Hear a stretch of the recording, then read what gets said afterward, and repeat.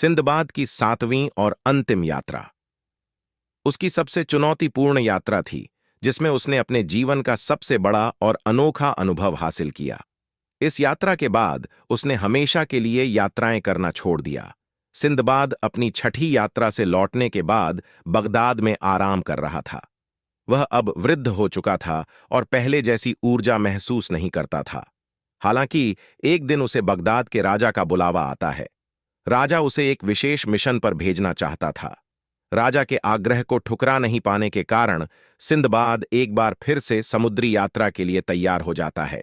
इस बार वह एक विशेष दूत के रूप में राजा का संदेश लेकर भारत और चीन के द्वीपों की ओर यात्रा करता है। यात्रा के दौरान उसका जहाज एक और तूफान में फंस जाता है और सिंदबाद फिर से बहते हुए एक अनजान द्वीप पर पहुंच जाता है। इस द्वीप पर उसे एक ऐसे कबीले के लोग मिलते हैं जो समुद्र के देवता की पूजा करते थे और बाहरी लोगों को बंदी बना लेते थे। सिंदबाद उन लोगों का भरोसा जीतने का प्रयास करता है, लेकिन वे उसे कैद कर लेते हैं और उससे श्रम करवाते हैं।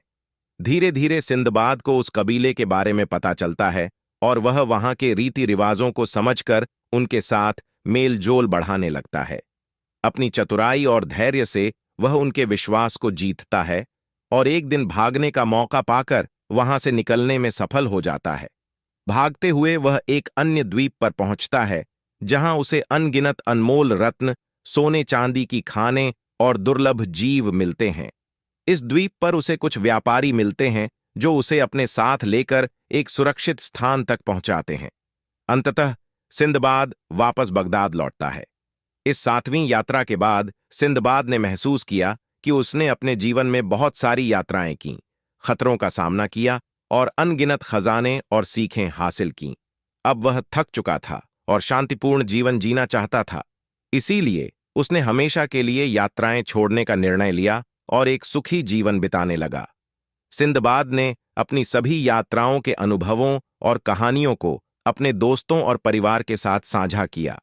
उसके ये रोमांचक अनुभव लोगों के लिए प्रेरणा बने और उसकी बहादुरी और धैर्य की कहानियां पीढ़ियों तक लोगों को सुनाई जाने लगीं।